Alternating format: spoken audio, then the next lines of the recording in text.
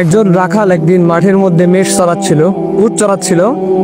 তো সে যখন উট চড়াচ্ছিল বা মেষ চড়াচ্ছিল, পাশ থেকে একজন সুন্দরী নারী রাস্তা দিয়ে যাচ্ছিল। তো এমন সময় সে তাকে দেখে তার পছন্দ হয়ে গেল। সেই নারীকে সে বিয়ের প্রস্তাব দিল, সে নারী রাজি হয়ে গেল।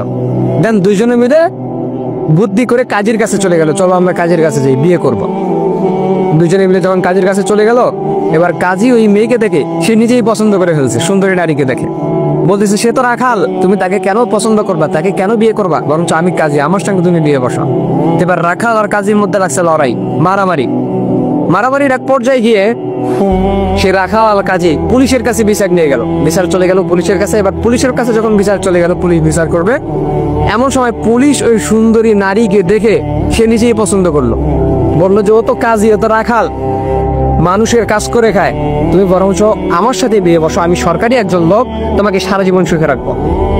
তো এই এবার রাখাল, কাজী, পুলিশ তিনজনের মারামারি লেগে গেছে, লড়াই লেগে গেছে তিনজনের মধ্যে।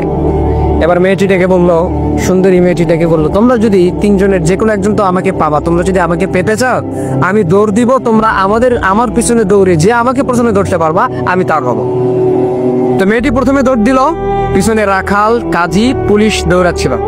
এমন সময় দৌড়াইতে দৌড়াইতে ওই রাখাল, কাজী এবং সেই পুলিশ গর্তের মধ্যে পড়ে গেল।